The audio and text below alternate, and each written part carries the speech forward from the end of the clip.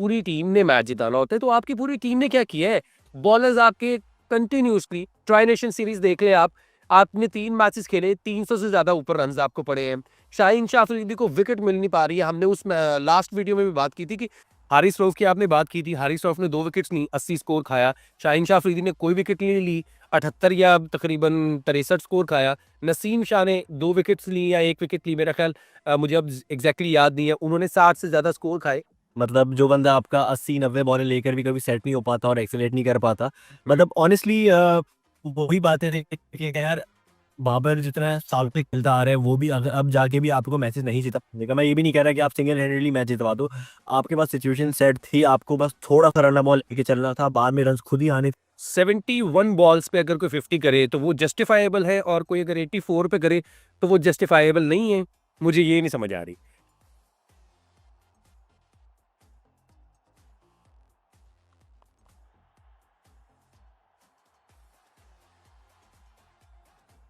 अस्सलाम वालेकुम, you are watching Falcon Sports. Champions Trophy जारी है। मैं हूं आपका होस्ट फैजान भट्ट और मेरे साथ हैं को होस्ट दानियाल काजी। दानियाल, कैसे हैं आप?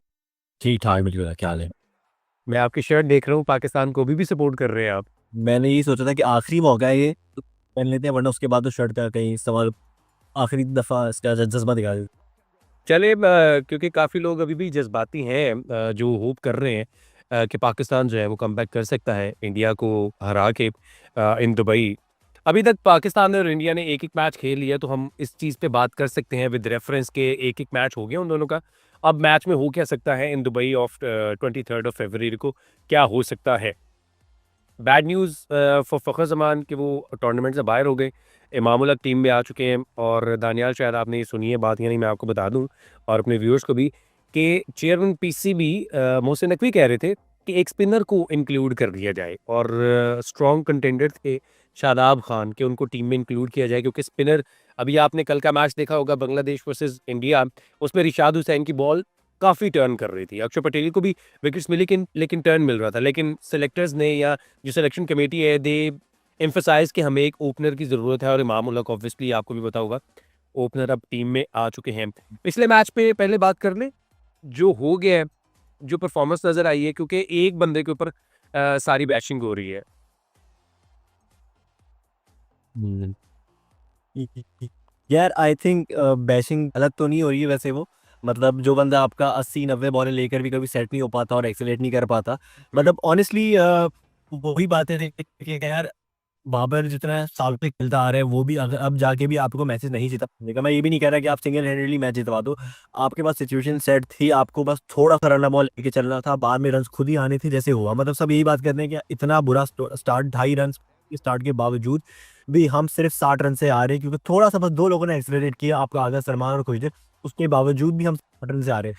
बाबर अगर आपका थोड़ा सा ही आपको एटलीस्ट रन स्ट्राइक रेट ही पे चल लेता, डॉट बॉल्स ना खेलता, तो आई थिंक बहुत मेजर डिफरेंस आ सकता था। और मतलब और वो बात रही एक्सेलरेशन की, तो भाई वो तो हमेशा का ही होता है, वो जितनी भी बॉलें खेले 70-80 वो कभी भी सेट नहीं हो पाता, 2-3 बड़ी हिट्स लगती हैं और वो आउट हो जाता है। तो मतलब आई थिंक ब्लेम बिल्कुल बनता है, और ब्लेम लेना भी चाहिए। अब कितना, मतलब यार तीसरा चौथा टूर्नामेंट है ये, अब कितना ही व्यू और बंदा फैंस बर्दाश्त करे। अच्छा, on the other hand I believe कि 71 बॉल्स पे अगर कोई 50 करे तो वो जस्टिफाइबल है, और कोई अगर 84 पे करे तो वो जस्टिफाइबल नहीं है। मुझे ये नहीं समझ आ रही। शुभमन गिल ने 50 स्कोर की अपनी 71 या 72 ऑड बॉल्स पे, और वो एक्सेलरेट कर रहे थे जब रोहित शर्मा क्रीज पे मौजूद था। अब क्योंकि इंडिया और पाकिस्तान का मैच हो रहा है, तो मैं दोनों को रिलेट करना चाह रहा हूँ। अब इंडिया में जब ओपनिंग करने आई तो रोहित शर्मा पहले फंसे हुए नजर आए, तब शुभमन गिल भी फंसे हुए नजर आए। जैसे ही रोहित शर्मा ने चार्ज लिया, शुभमन गिल ने भी चार्ज लेना शुरू किया। रोहित शर्मा आउट हुए, उसके बाद विराट कोहली फंसे हुए नजर आए, विराट कोहली आउट हुए, श्रेयस अय्यर आउट हुए। ऑटोमेटिकली ऑटोमेटिकली आपके जो सेंचुरियन थे लास्ट गेम के अगेंस्ट इंग्लैंड, वो थोड़ा सा रुक गए। उन्होंने 71 बॉल्स पे अपनी 50 स्कोर की। अब मुझे समझ नहीं आता है यार, बाबर आजम ने 84 बॉल्स पे 60 स्कोर किए। यस, इंटेंट नजर नहीं आ रहा था। अब एक बंदे की तरफ से इंटेंट थोड़ी ना नजर आएगा। ये वो क्या कहते हैं कि जैसे आपकी मैंने डीपी देखी, आप पता नहीं बैडमिंटन यहाँ पर वो खेल रहे हैं, कोर्ट गेम को खेल रहे हैं। वो सिंगल गेम होती है, तो उसमें पता होता है यार, आपने ही जीतना है, आपने ही आगे जाके लो शॉट उठानी है, और आपने ही पीछे रह के जो है ना वो आपने स्मैश करना है। इसमें टीम गेम थी। अब फ़खर ज़मान को चौथे नंबर पे भेजना, अभी सारे बात ये कर रहे हैं कि जब वो पता था कि यार नहीं खेल पा रहा है, उससे शॉट नहीं लग पा रही है, वो रन ले नहीं पा रहा है, एक प्रेशर बिल्ड होगा और उसके बाद अगर वो आउट हो जाएगा तो इनिंग्स को लेके चलना है। मुझे ये एक बता, बाबर आजम भी वहां पर अगर तेज खेलना शुरू करता, अभी फखर जमान की विकेट गिरी है, बाबर आजम जो है वहां पे काउंटर अटैक करना शुरू करता, शायद काउंटर अटैक हो जाता, अगर ना होता आउट हो जाता तो फिर किस पे बैशिंग आती? यार देखिए, अच्छा यहाँ पे दो बातें हैं। ये तो उसमें कोई डिनाई नहीं कर सकता कि मैनेजमेंट की भी थोड़ी गलतियां थी। फ़खर ज़मान जब बिल्कुल इस सिचुएशन पे आप नहीं भेजते, आप किसी और को भेज देते, 2 डाउन के बजाय थोड़ा नीचे ले आते, वो अपनी जगह बात बिल्कुल सही है। बट मैं आपको इस चीज़ का सिर्फ इससे एग्जाम्पल दूंगा। आप पहला वाला मैच ले लो, साउथ अफ्रीका वाला ट्राइगेरो सीरीज का जो हमने खेला था, 350 था। बाबर क्या 10 रन ओवर के अंदर आउट हो गया, बिल्कुल आउट हो गया, लेकिन अच्छे स्ट्राइक रेट पे 20 पे 30 बना के चला गया। बाकी प्लेयर स्पिन करके चले गए और वहां से हम मैच जीत गए। क्यों क्यों आगे जाके मैच जरूर फंसा, लेकिन स्टार्ट आपको अच्छा मिला हुआ था, इतना तेज स्टार्ट था, हम के अहेड ऑफ द गेम हो गए थे कि बीच में अगर रन रुके भी तो वो जाके चीज अफेक्ट नहीं। आई थिंक ये हमारे से जो एक माइंड पाकिस्तानी फैन बेस के या हमारा यहाँ की सिर्फ माइंडसेट का फर्क है कि बाबर अगर क्रीज पे रहेगा तब जाके रन चेज होंगे। ऐसा नहीं, टाइम एंड अगेन हमने देखा है बाबर की अगर जल्दी विकेट गिरी है तो भी जाके चेज हुआ है। सीधी बात, आप अगर ऊपर बैटिंग कर रहे हो, पावर प्ले में बैटिंग कर रहे हो, आपको एक अच्छा प्लेटफॉर्म बनाकर देना है, अच्छे रन पर खेलना है, अच्छे स्ट्राइक रेट पर खेलना है। ये बात मुझे बिल्कुल समझ नहीं आती कि बाबर को ही एक एंड संभालना है। भाई क्यों आपको क्यों अपने कंफर्ट जोन में खेलना है, दूसरे प्लेयर ही क्यों रिस्क लें? आप तो इतने बड़े किंग हो, आपका तो माशाल्लाह से 50 रन का एवरेज है, तो आपके पास तो इतनी स्किल होनी चाहिए थी कि आप तेज भी खेल सको, आप डैब भी कर सको, आप सिंगल भी, लेकिन नहीं। अच्छा, एक होता है इनिंग्स को लेके चलना, वो बात अपनी जगह होती है। हमारे यहाँ मसला ये हो रहा है असल में कि वो इनिंग्स को लेके नहीं चल रहे, इनिंग्स को बिल्कुल ही रोक रहे हैं। अगर हम से ऊपर डॉट बॉलिंग खेल रहे हो तो फिर ये इनिंग्स को लेके चलना तो नहीं हुआ ना, ये तो फिर बिल्कुल मैच अपना बिल्कुल ही आपने मरवा दिया और आप सिर्फ दूसरे से एक्सपेक्ट कर रहे हो कि वो 320 के 300 बनाएगा। स्कोर कार्ड मेरे से भी खुला नहीं हुआ, स्कोर कार्ड खोल के बताऊं अगर, थोड़ा सा वेट कर लेते हैं। वो जो आप मिसाल दे रहे हो ना साउथ अफ्रीका वाले मैच की, कि उसमें 19 बॉलों पे 23 रन स्कोर किए बाबर आजम ने और फ़खर जमान ने भी 23 रन स्कोर किए। उसके बाद जो है वो सिचुएशन ऐसी हो गई थी कि हम मैच जीत गए, 2 सेंचुरीज हुई, आपने भी कहा था रेयर होता है। अब वो ये जो मैच था ना अगेंस्ट न्यूजीलैंड चैंपियंस ट्रॉफी का पहला, वो कैटास्ट्रॉफिक कंडीशन हो चुकी थी। आपका जो एक ओपनर है वो इंजर्ड हो गया, वो बैटिंग करने के लिए आ नहीं सका क्योंकि उसने फील्डिंग नहीं की थी। आपने उसको ओपनिंग करवा दी जो कि मिडिल ओवर्स में खेलता है, यहाँ पर उसकी 4 या 5 पोजीशन पे जगह बनती है। Saud Shakeel, he took 19 balls to score 6 runs, ये मैं बता रहा हूँ। आगे जी रिजवान पे आ जाएं, बहुत बड़ा प्लेयर है जी, हमारा टीम का कप्तान है, लास्ट मैच में 48 या 42 और उससे पहले सेंचुरी स्कोर की हुई है, 14 बॉलों पे 3 रन बनाए।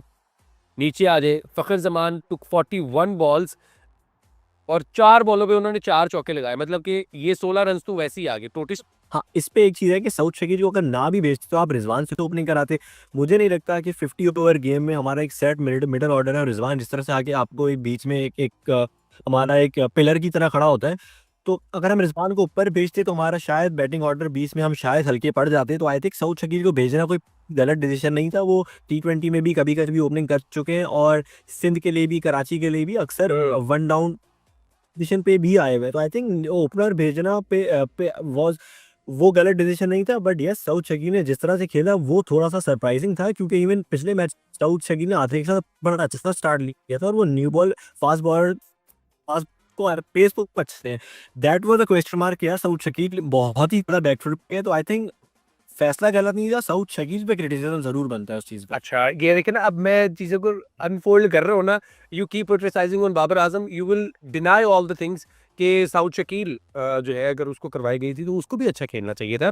और रिजवान की मैं ये बात करूंगा तो वो कैच बहुत अच्छा था, वो ब्लाइंडर कैच था और ग्लेन फिलिप्स ही ऐसे कैच पकड़ सकता है।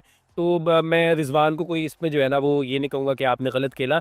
Shot yes up to the mark थी, थोड़ा सा अगर उसको लिफ्ट आउट कर जाते, थोड़ी सी टेक्निक और बेहतर होती, जैसे मैं हफीज़ को सुन रहा था कि आपको थोड़ा सा अपने बैक फुट पे जाके अगर उसको लॉफ्ट करते तो वो छक्का भी हो सकता था, लेकिन कैच बहुत अच्छा हो गया।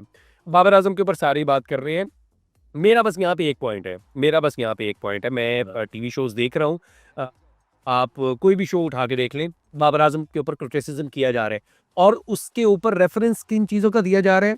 अजय जडेजा बोल रहे हैं, संजय मंजरेकर बोल रहा है, सुनील गावस्कर बोल रहा है, माइकल वॉन बोल रहा है, ये सारे मतलब ये सारे जो बड़े क्रिकेटर्स हैं ये बोल रहे हैं। मुझे एक बात बता दो यार, आपके पास वही बात कि बाबर आजम से बड़ा प्लेयर है अभी? अच्छा, आपको मैं अब इसका जवाब आपको एक जुमले में नहीं दूँगा, मैं आपको सिर्फ ये बोलूँगा, जो प्लेयर इम्पैक्टफुल इनिंग खेले, वो भले छोटी-छोटी हों, वो दिन में कंट्रीब्यूट करती। 50-60 रन जो 90 बॉल को है, वो टीम को फ़ायदा नहीं देता। वो इसके 50 हम श्रीलंका के अगेंस्ट हमने 350 चेज़ किए थे पिछले वर्ल्ड कप में, तब भी बाबर की कोई कंट्रीब्यूशन नहीं थी। हमने 350 चेज़ किए, भी बाबर की कोई कंट्रीब्यूशन नहीं थी। तो ऐसा नहीं, बाबर मतलब बाबर से पहले भी तो क्रिकेट थी ना यार, बाबर बिल्कुल ऐसे ही है। के साथ जीते थे, तो बाबर की उस चैंपियंस ट्रॉफी में कोई बड़ी कंट्रीब्यूशन नहीं थी, but I would say valuable contribution. India के खिलाफ भी अच्छे पेस पे थे। आपको नहीं ये जो बना हुआ है ना एक हमारे माइंडसेट सबका कि बाबर अकेला मैच जितवाएगा, अगर जितवाएगा तो नहीं, वो शाहिद अफरीदी ने भी ये बात की थी कि Babar Azam yes he is a great player लेकिन उसको मैच विनर बनना पड़ेगा। Yes he is not a match winner, लेकिन वो एक आपको एक टेबल सेट करके दे सकता है जिसपे आपके आने वाले प्लेयर्स जो है वो मैच विन करवा के दे सकते हैं। मेरा मानना यहाँ पे ये है कि इंटरनेशनल क्रिकेटर्स और इंडियंस स्पेसिफिकली इंडियंस, यहाँ पर मैं रविचंद्रन अश्विन की बात करूंगा, दीगर प्लेयर्स बहुत सारे लोग हैं जिन्होंने तनकीद की है। मुझे ऐसा लग रहा है, आई डोंट नो ऐसा है या नहीं है, दे फेयर बाबर आजम, वो कहते हैं ना लेगेसी। बाबर आजम खुद भी कह चुके हैं कि यार मुझे किंग ना बोले ना बोले।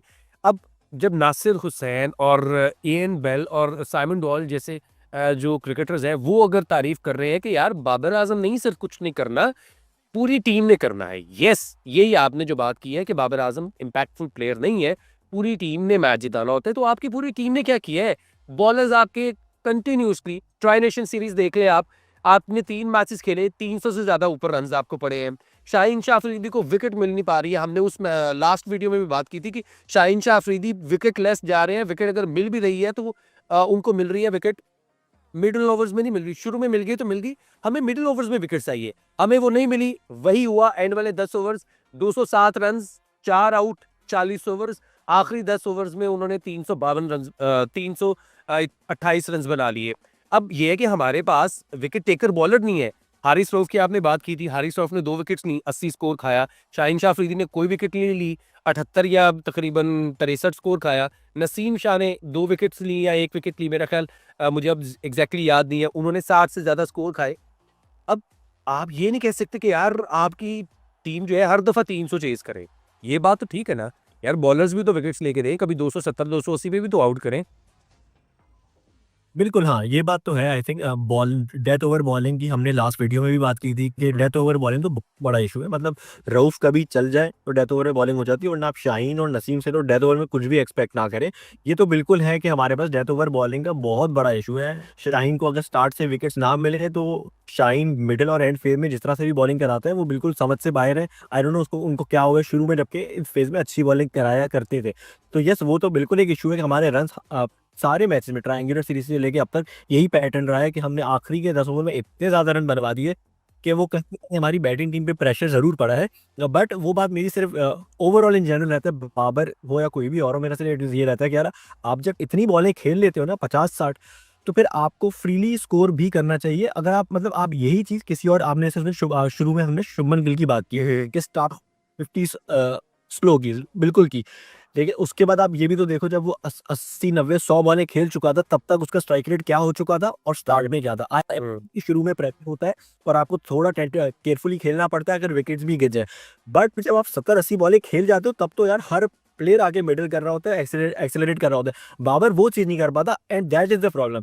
मतलब आप मुझे बताओ, अगर आगा सलमान या कोई और प्लेयर 50-60 बॉलें तक खेल जाते हैं, तो आई एम श्योर उससे ज़्यादा रन बना चुके होते हैं या उस एटलीस्ट रन अ बॉल बना चुके होते हैं।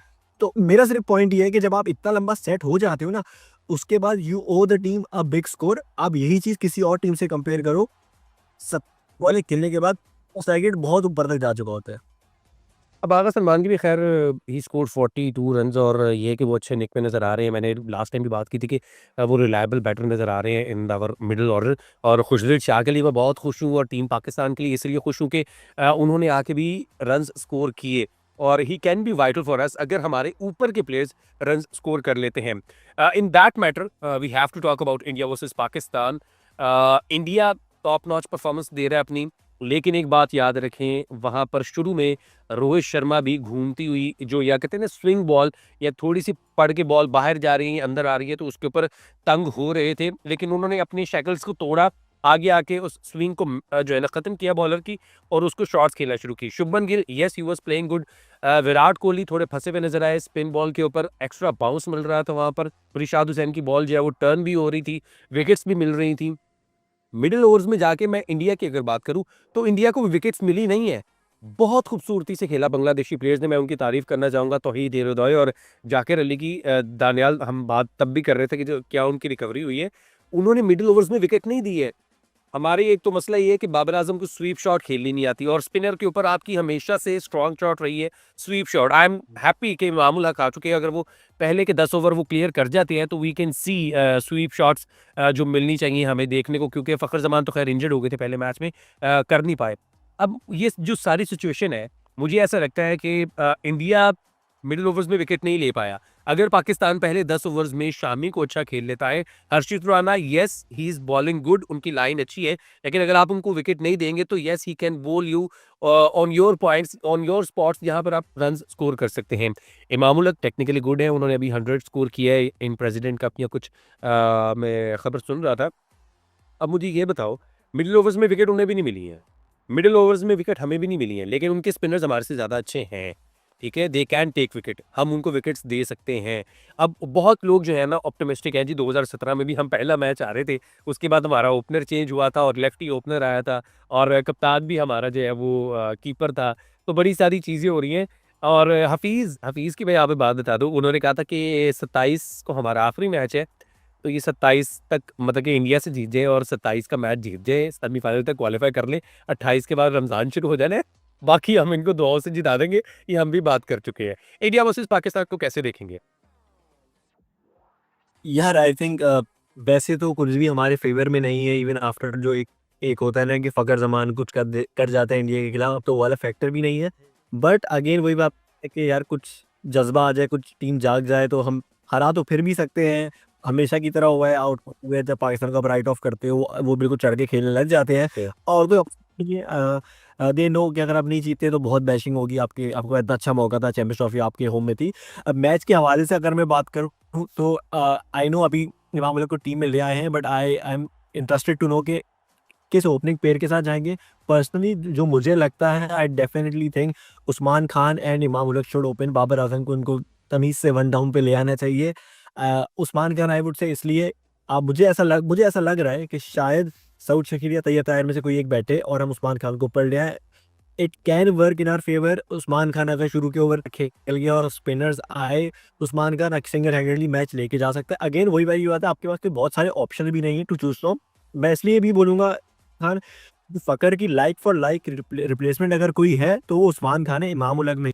टर्म्स ऑफ गेम को कोई सिंगल हैंडेडली आगे लेके जाना, अगली टीम पे प्रेशर डालने के पॉइंट ऑफ व्यू से, तो आई वुडंट बी सरप्राइज्ड अगर हम शायद उस्मान खान और इमाम उल हक की ओपनिंग देखें। I personally would want that. Again वही वाली बात, क्योंकि बाबर आजम नंबर 3 पे ही आने चाहिए आप इतने बड़े मैच, क्योंकि अच्छा मैं आपको एक और रीजन भी बता देता हूँ। आपने जैसे शामी की बात की ना कि शुरू में बहुत स्विंग कर रहे हैं और वो हमेशा से करते हैं, न्यू बॉल के is one of the best bowlers. बिल्कुल। बहुत चांस है कि शुरू में बाबर निक कर जाए, उनकी जब अंदर बॉल आती है या पैड पे खा जाए या कॉट बिहाइंड हो जाए, तो आई थिंक उस लिहाज से भी बेहतर ही हमारे लिए होगा कि बाबर थोड़ा लेट बैटिंग पे आए, न्यू बॉल थोड़ी सी ओपनर सी ऑफ कर लें, आ रहे तो हमारे लिए फायदा होगा, क्योंकि अगर आपकी बाबर की जल्दी विकेट गिर गई तो फिर बीच में हमने वैसे ही फंसना है। That's what I think.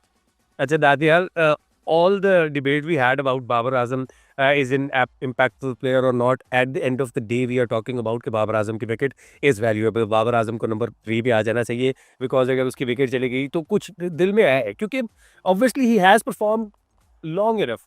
2017 या 16 में उन्होंने 16 या 15 में उन्होंने अपना डेब्यू किया था और उसके बाद से परफॉर्मेंसेज है। Yes he is going through a bad patch और हर कोई जो है इसको कैश कर रहा है अपने यूट्यूब चैनल्स पे। मैं अब लोगों की बात नहीं कर रहा, हम भी तनकीद करते हैं, हमें करनी भी चाहिए, क्योंकि दिस इज़ आवर टीम। अगर हम उनको प्रेज़ कर रहे हैं तो उनको ये क्रिटिसिज्म भी बर्दाश्त करना पड़ेगा और क्रिटिसिज्म फॉर द गुड है, फॉर लाइक ये नहीं है कि हम बैश ही करते रहें।